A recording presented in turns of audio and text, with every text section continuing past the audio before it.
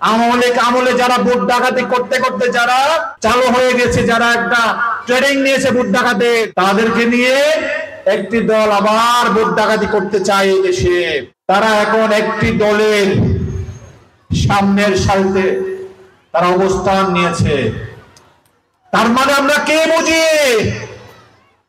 আমরা একটাই বুঝি, আগামী নির্বাচনে যে ওই যে ভোট ডাকাত যারা এক্সপার্ট, আমলে যারা ভোট ডাকাতি করতে করতে যারা চালু হয়ে গেছে, যারা একটা ট্রেনিং নিয়েছে ভোট ডাকাতের, তাদেরকে নিয়ে একটি দল আবার ভোট ডাকাতি করতে চায় এই দেশে।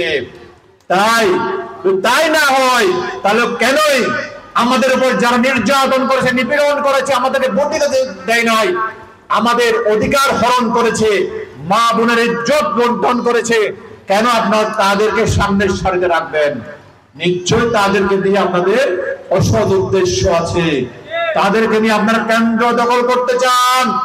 ভোটগুলা দিনের ভোট রাতের নিশিত হয়ে গেছে, ঠিক কিনা?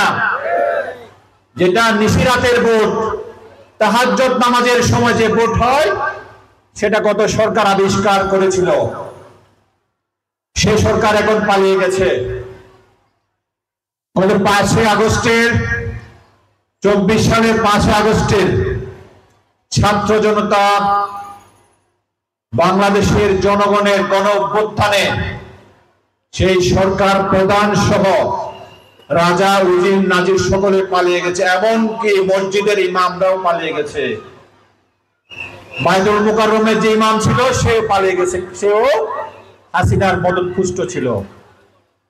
তারা এখন দেশে নাই।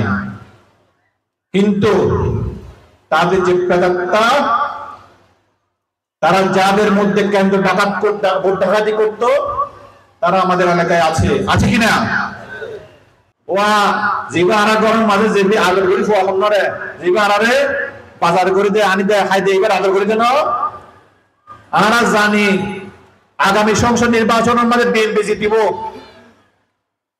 আমরা যদি এই অঞ্চলতন আদর সাহেব এমপি হইব ইনশাআল্লাহ, আমরা যদি মিরাফেরতন ফানসরাত যদি আমরা বেশি ভোট দিই, ফয়বারে বিএনপি সরকারে বেশি আদর করিব গরিব না, এবং আমরা মিরাফেরের মানুষের আদর সাহেব বেশি আদর করিব গরিব না। যদি আদর করে তো আমরা সমস্ত উন্নয়ন, সবচেয়ে বেশি উন্নয়ন মিরাজুর তো আমরা শুরু করি, ফানসরাত তো আমরা উন্নয়ন ইনশাআল্লাহ শুরু করব।